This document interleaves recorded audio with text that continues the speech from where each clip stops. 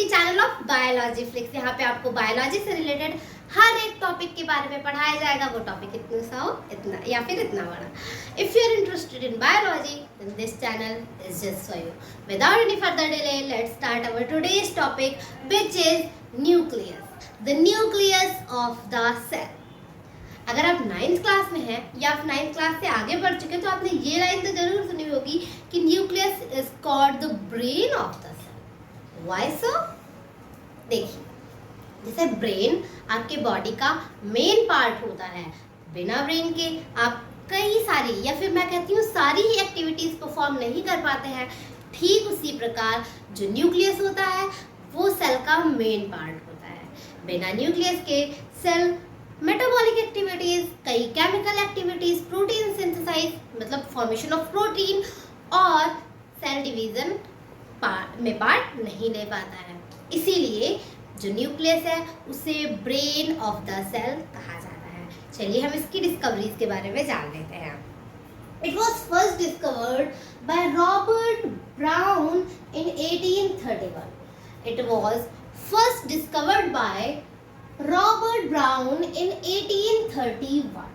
Okay, एक नाम में कंफ्यूजन हो जाता है बहुत सारे लोगों को कि सेल की डिस्कवरी की थी रॉबर्ट हुक ने एंड न्यूक्लियस की डिस्कवरी की रॉबर्ट ब्राउन ने। सब इसी में आपस में मिक्स हो जाता है, पर ऐसा नहीं करना है अपने को, है ना, लर्न करना है। It is discovered by Robert brown इन 1831।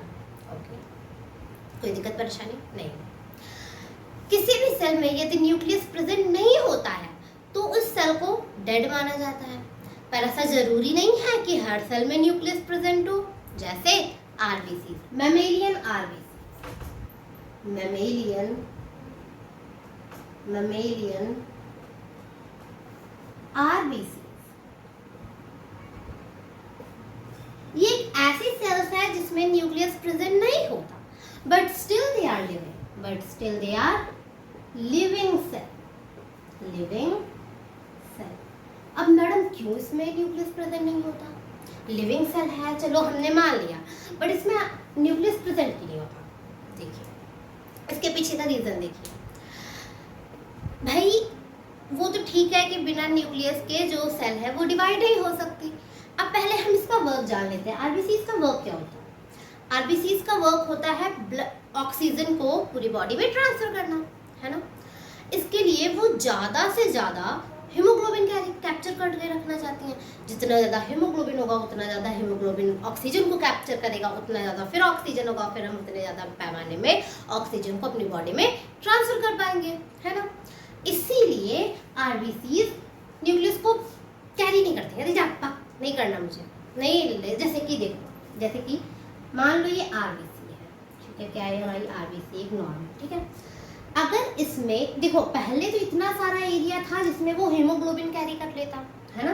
पहले तो इतना सारा एरिया था जिसमें वो हीमोग्लोबिन कैरी कर लेता, बट अगर उसमें मान लो ये कुछ ज़्यादा ही बड़ा सेल बना दिया मैंने, अगर उसमें वो इतना पार्ट न्यूक्लियस को दे दे तो आप खुद ही देखो उसका जो एरिया है वो तो कम हो जा रहा है, तो उसमें कम हीमोग्लोबिन आएगी।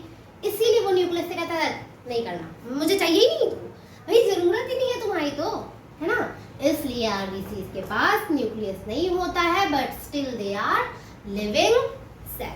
ओके, कोई दिक्कत परेशानी नहीं। अब जैसे कोई सेल के पास न्यूक्लियस हो सकता है, किसी के पास नहीं हो सकता, उसी प्रकार कई सेल्स के पास एक न्यूक्लियस होता है, कई सेल्स के पास 2 न्यूक्लियस होते हैं, कई सेल्स के पास बहुत सारे न्यूक्लियस होते हैं। ऐसा कैसे, मैं आपको बताऊं। सॉरी, ए न्यूक्लिएट ऐसे सेल्स होते हैं जिनके पास न्यूक्लियस नहीं होता।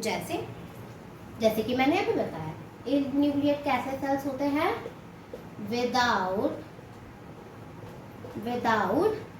न्यूक्लियस। अभी मैंने आपको बताया कौन से है, जल्दी बताइए। RBCs, yes RBC. तो ए न्यूक्लिएटेड ऐसे सेल्स होते हैं जिनके पास आरबीसीज नहीं मौजूद होती, जैसे कि आरबीसी। ओके, मोनोन्यूक्लिएट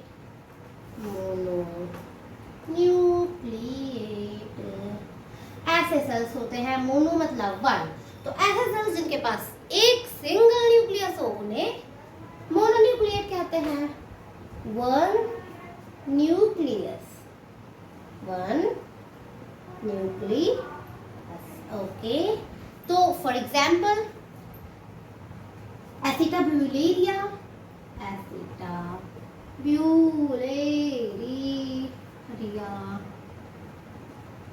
न्यूरॉन्स है ना, न्यूरॉन्स, ठीक है, ओके। इसको मैं रेज कर रही हूँ। Binucleate, binucleate, bi means two, ऐसे सेल्स जिनके पास टू न्यूक्लियस हो, carry two nucleus, nucleus. For example paramecium, paramecium, ठीक है, कोई दिक्कत परेशानी नहीं होनी चाहिए। पॉली न्यूक्लिएट, ऐसे सेल्स जिनके पास बहुत सारे न्यूक्लियस होते हैं, मोर देन टू, है ना, बहुत सारे न्यूक्लियस होते हैं, मोर देन टू, ठीक है। ऐसे सेल्स जिनमें दो न्यूक्लियस से ज्यादा न्यूक्लियस होते हैं उन्हें क्या बोलते हैं, पॉलीन्यूक्लिएट। एग्जाम्पल है राइजोपस,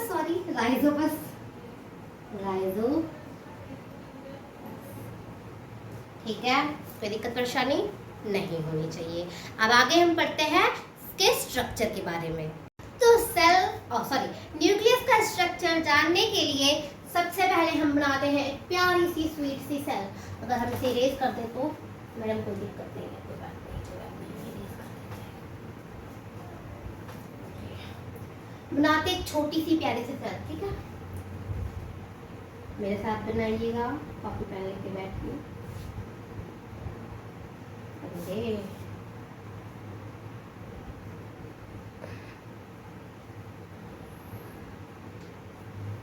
वाह क्या सेल बना गया ना, ओके।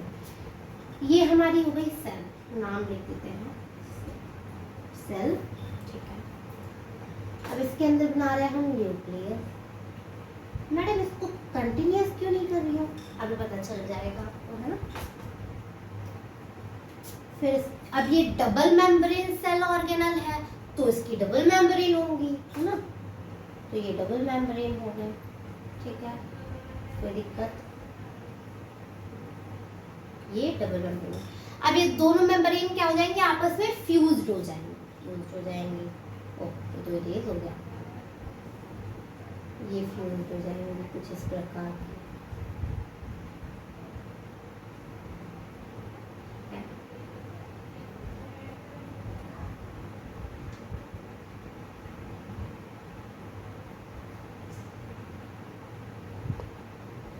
ठीक है, लेबलिंग करते रहते हैं साथ में।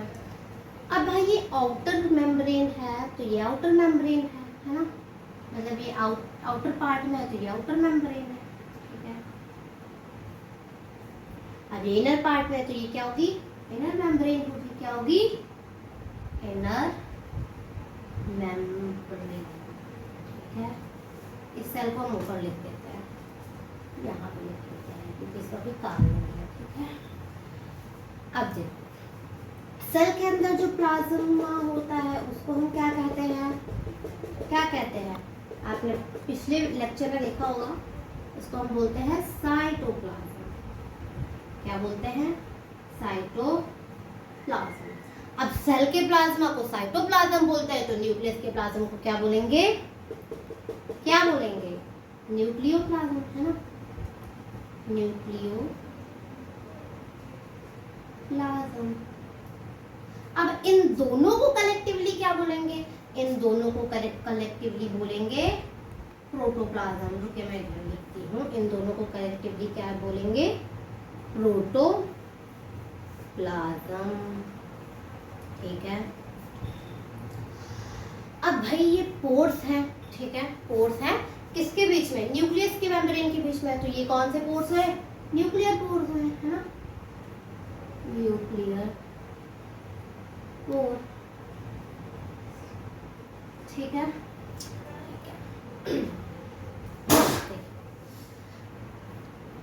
अब देखिए न्यूक्लियस के अंदर जो जेनेटिक मटेरियल होता है वो दो फॉर्म्स में हो सकता है, या तो क्रोमेटिन के फॉर्म में या तो क्रोमोसोम के फॉर्म में। कैसे पता चलेगा, देखिए वो डिपेंड करता है सेल के फेस के ऊपर। आपका सेल जिस फेस पे होगा उसमें उस प्रकार का क्रोमेटिन या फिर हम नहीं क्रोमेटिन नहीं जेनेटिक मटेरियल पाया जाएगा। कैसा फेस मैडम, ये क्या होता है, चलिए देखते हैं ये क्या होता है। मैं तो समझा रही हूँ। सेल के 3 फेस होते हैं। सेल के कितने फेस होते हैं, 3 फेस होते हैं। यहाँ पे मैं प्यारी सी सेल बनाई ले रही हूँ इधर, है ना।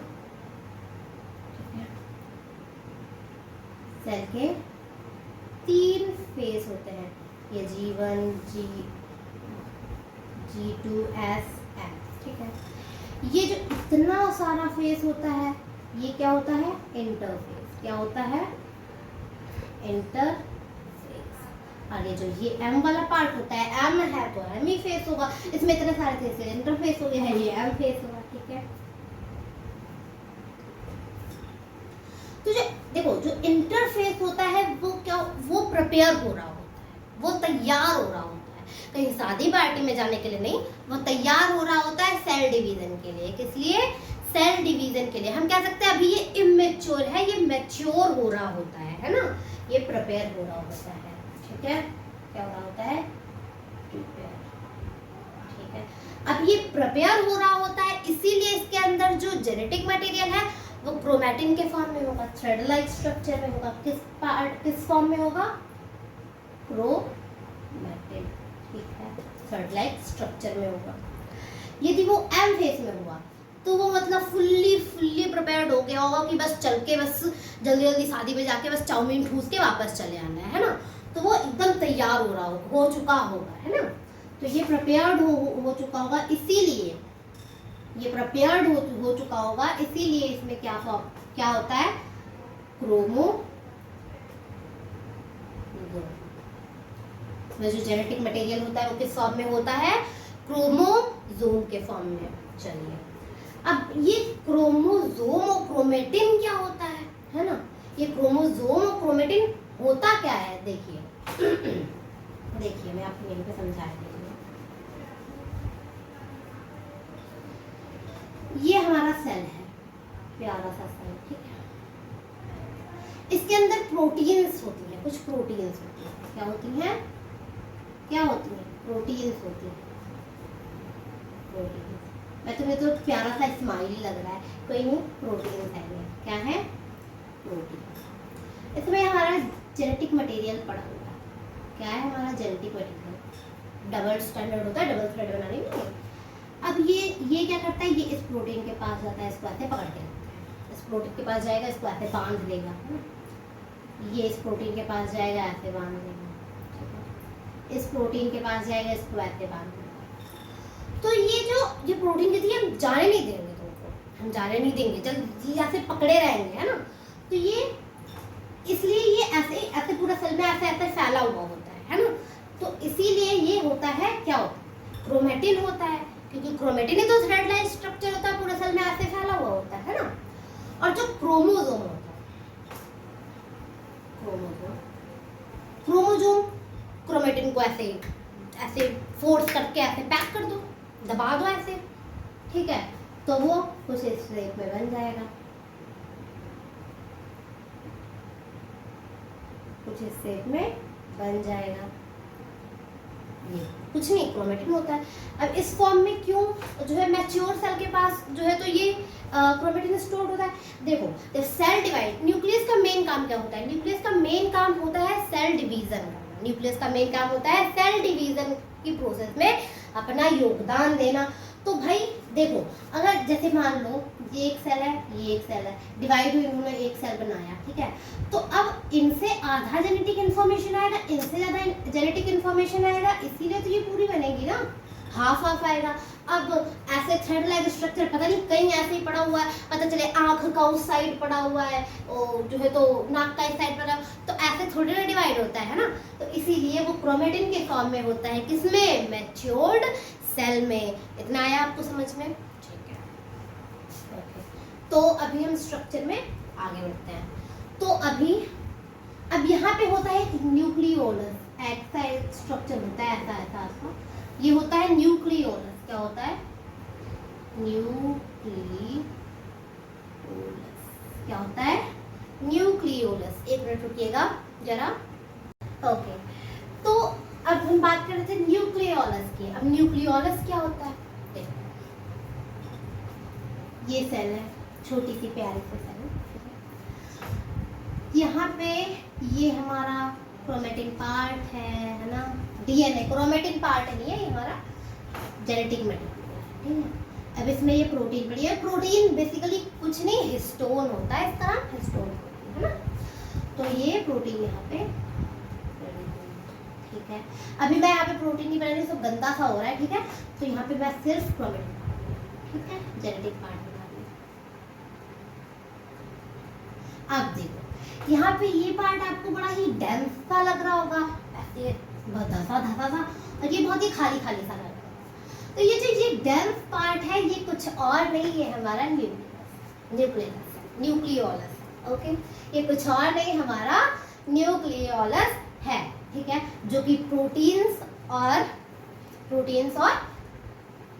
और उसमें क्रोमेटिन पार्ट होता है, उसी से बना हुआ होता है, ठीक है। अब देखिए ये जो हमारा न्यूक्लियोलस है, ठीक है, ये बनाएगा, क्या बनाएगा, mRNA। ये बनाएगा ये बनाएगा rRNA। ये बनाएगा rRNA। rRNA क्या होता है, कुछ नहीं होता है, राइबोसोम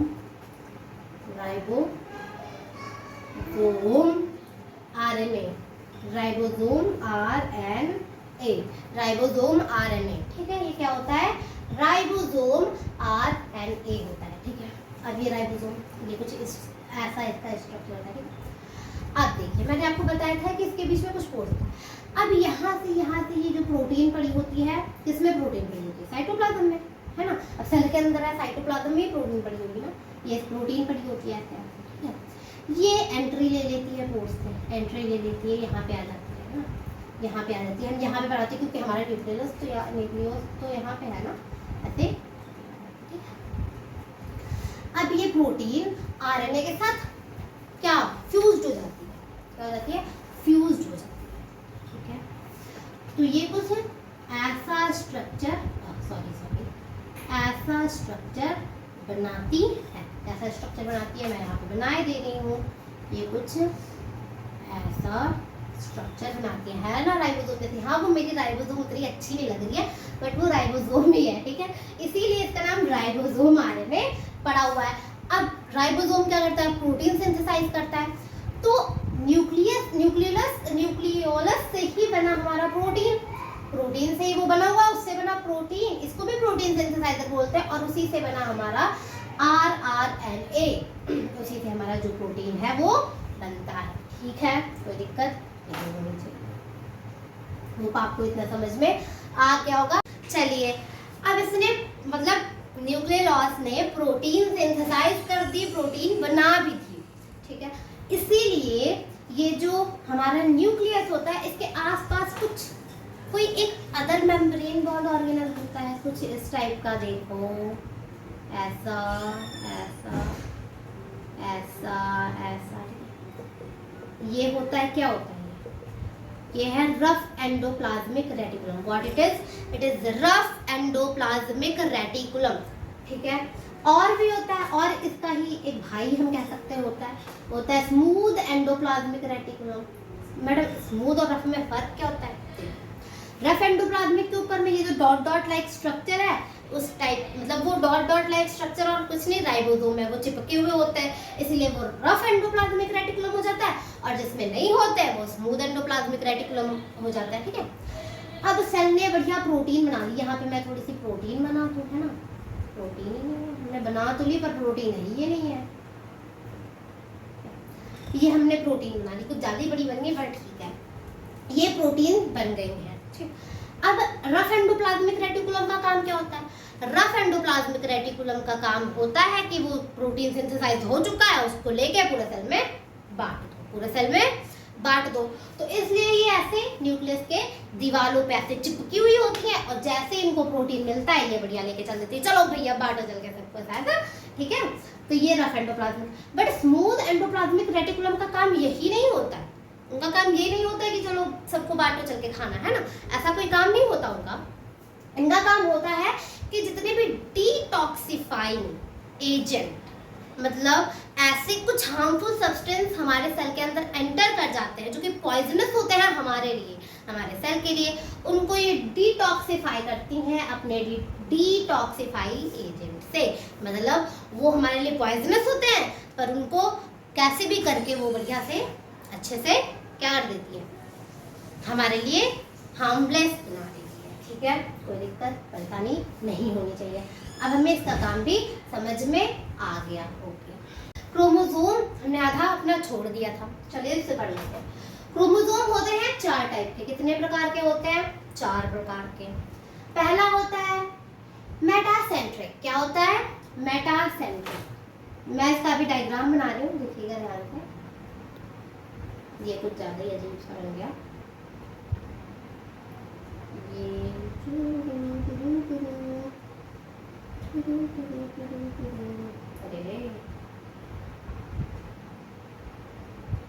ये अजीब सा बन गया।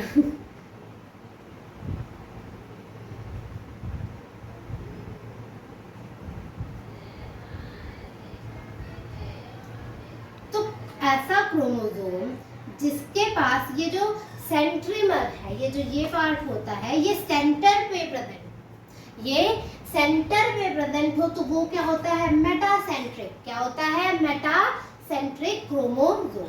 ठीक है, अब सब मेटासेंट्रिक क्या होता है? सब मेटासेंट्रिक कुछ नहीं होता, ये जो सेंट्रीमर है ये थोड़ा ऊपर आ जाता है, थोड़ा सा हल्का सा है ना, हल्का सा ये आगे बढ़ जाता है। इसके आगे बढ़ जाने से क्या हो जाता है? ये मैंने आपको बना दिया। इसके आगे बढ़ जाने से उसका जो क्रोमोसोम का एक आर्म होता है वो थोड़ा सा बड़ा हो जाता है दूसरे वाले क्रोमोसोम के मुकाबले। तो ये कौन से पार्ट में आ जाता है? सब मेटासेंट्रिक में। ओके, अब एक्रोसेंट्रिक क्या होता है? इसमें ये जो सेंट्रीमर है ये एकदम टिप पे आ जाता है। कहाँ आ जाता है? ये मैंने थोड़ा बड़ा बना दिया ताकि आपको ध्यान से दिखाई दे। तो ये एकदम टिप पे आ जाता है। ठीक है, तो इसमें ये जो ये वाला पार्ट होता है क्रोमोसोम का वो तो बिल्कुल एंड होने वाला होता है, और जबकि जो दूसरा पार्ट होता है वो एनलार्ज होता चला जाता है ना। तो ये कौन से पार्ट में आ जाता है? एक्रोसेंट्रिक क्रोमोसोम में। किसमें आ जाता है? एक्रोसेंट्रिक क्रोमोसोम में। अब टेलोसेंट्रिक क्रोमोसोम क्या होता है? अब क्या होता है इसमें? ये हाफ आधा हो ही जाता है ऐसे, ये एकदम टिप पे आ जाता है, हाफ वाला वो गायब भी हो जाता है। तो ये कहा जाता है टेलोसेंट्रिक पार्ट में। ठीक है, कोई दिक्कत परेशानी नहीं होनी चाहिए।